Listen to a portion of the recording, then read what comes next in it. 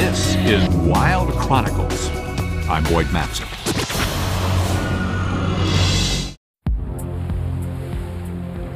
In the sheltered waters of Canada's Pacific Northwest, there are two types of killer whales.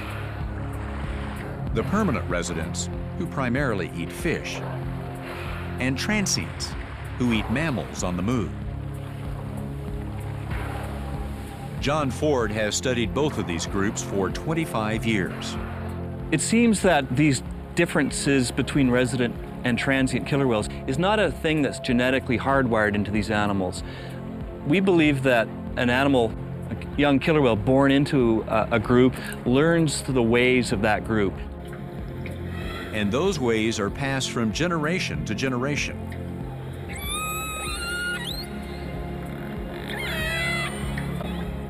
The transient population can spend 90% of the time searching for prey, traveling up to 100 miles a day.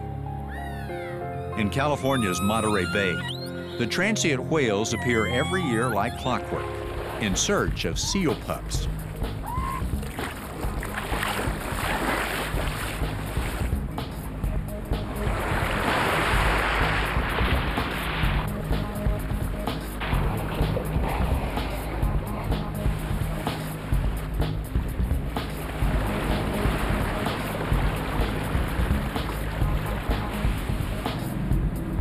But this year, something is wrong. Keep looking down here?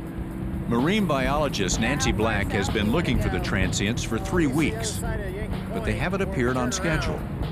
I saw something splash right here. Thought you saw something there? At last, whales have arrived, but they're acting strangely.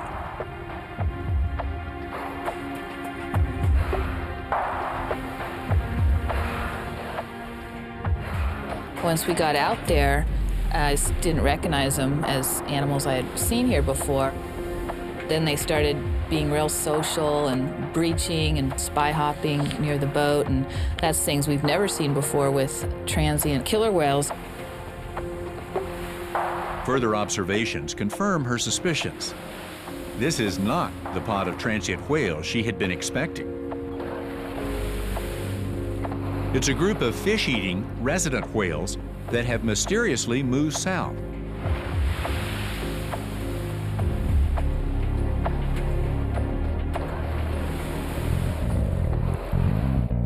Even more disturbing, this population of residents is rapidly shrinking. Targeted. Not only the mortality rate is high, but also the reproduction is much lower than it used to be. Something's wrong.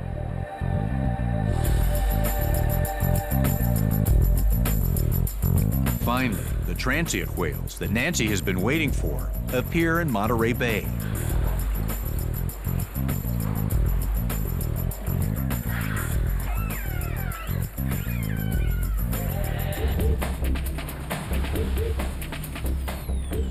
Concerned, Nancy wants to determine their health by testing their blubber. The dart gun is a difficult but effective way to collect samples.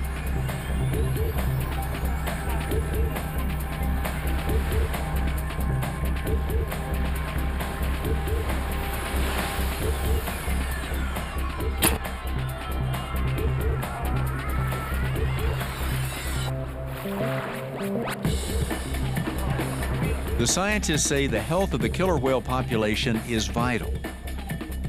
Wherever they're found, killer whales are at the top of the marine food web, and so it's incredibly important to understand how they relate to all the other components of the ecosystem, because they are dependent on everything from small schooling fish right up through the marine mammals.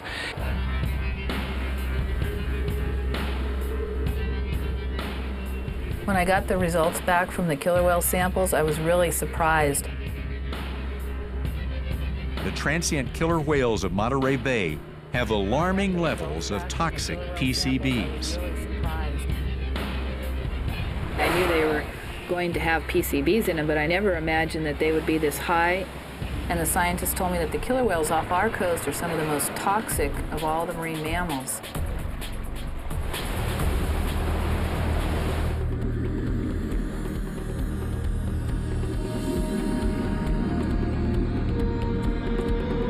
The vast ocean home of the orcas is full of bountiful food and microscopic dangers.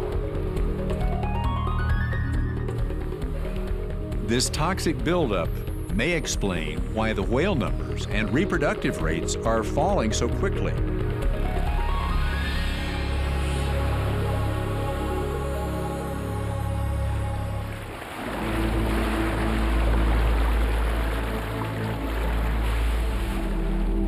The search for answers will continue in an effort to protect some of the most beautiful and efficient killers in the ocean.